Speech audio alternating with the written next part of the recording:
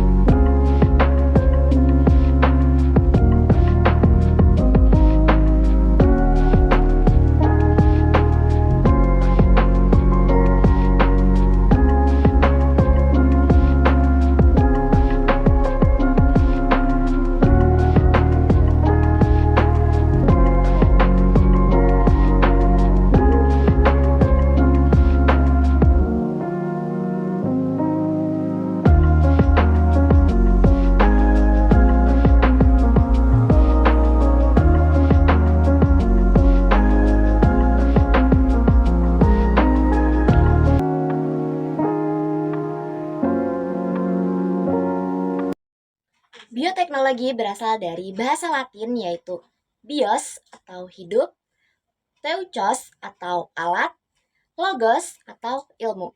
Jadi, bioteknologi adalah cabang ilmu biologi yang mempelajari pemanfaatan makhluk hidup maupun produk dari makhluk hidup dalam proses produksi untuk menghasilkan barang dan jasa yang dapat digunakan oleh manusia. Bioteknologi sendiri dibagi menjadi dua jenis yang dibedakan berdasarkan prinsipnya.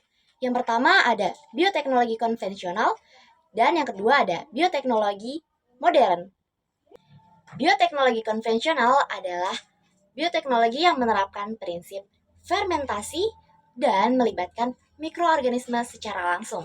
Sedangkan bioteknologi modern adalah bioteknologi yang menerapkan prinsip teknologi reproduksi atau rekayasa genetik. Pada percobaan kali ini, kelompok kami akan berfokus kepada salah satu produk dari bioteknologi konvensional. Sebenarnya, banyak sekali produk bioteknologi konvensional di sekitar kita. Di antaranya ada tempe, keju, tape, dan lain-lain.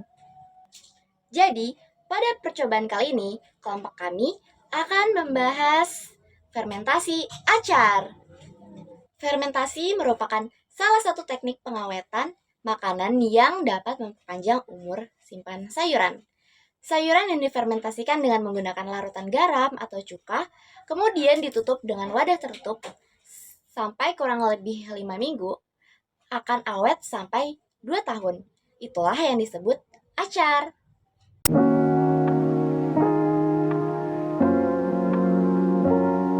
Acar adalah makanan yang terbuat dari sayuran yang direndam dalam air, garam, dan cuka untuk mengawetkannya. Acar memiliki rasa asam, asin, dan manis yang berasal dari cuka, garam, dan gula. Acar umumnya disajikan sebagai hidangan pelengkap atau salad. Acar timun, wortel, dan bawang merah memiliki beberapa manfaat. Di antaranya adalah meningkatkan sensitivitas insulin, membantu menurunkan berat badan, sumber vitamin dan mineral, membantu mengontrol gula darah, dan sumber antioksidan.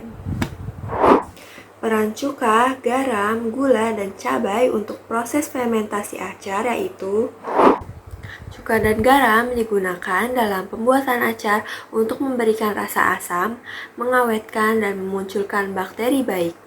Cuka dan garam membuat acar mengalami proses fermentasi asam laktat yang menghasilkan bakteri baik.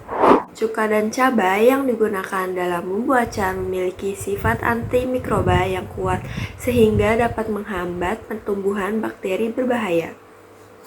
Peran garam selama fermentasi adalah dapat mencegah tumbuhnya mikrobia pembusuk yang tidak diinginkan, serta berkontribusi untuk memberikan tekstur acar yang tidak terlalu keras dan tidak terlalu lembek, karena garam dapat mencegah terjadinya pelemahan jaringan pada sayuran. Penambahan gula pada acar menjadi penyeimbang rasa. Gula membantu menyeimbangkan rasa yang kuat dan terkadang juga tajam. Gula menambahkan sedikit rasa manis yang dapat melengkapi rasa asam dan gurih, sehingga menghasilkan rasa yang lebih lengkap. Gula juga dapat meningkatkan umur simpan acar. Gula mengikat air dalam makanan, sehingga jika konsentrasinya ditingkatkan, semua air akan terikat oleh gula. Hal ini akan mencegah mikroorganisme tumbuh, sehingga meningkatkan umur simpan acar.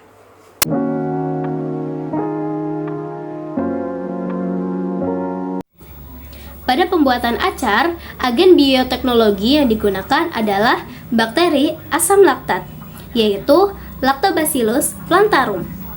Jadi, bakteri ini itu mengubah gula pada bahan yaitu wortel dan juga timun menjadi asam selama proses fermentasinya. Nah, proses fermentasi asam laktat itu terjadi pada kondisi anaerob. Hah? Kok bisa?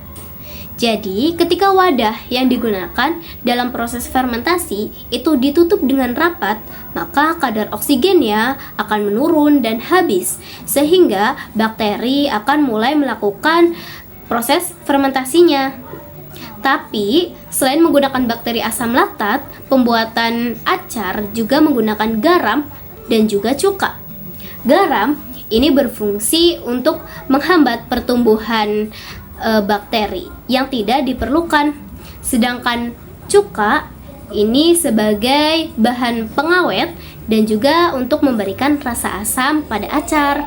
Sekian dari saya, kurang lebihnya mohon maaf. Wassalamualaikum warahmatullahi wabarakatuh.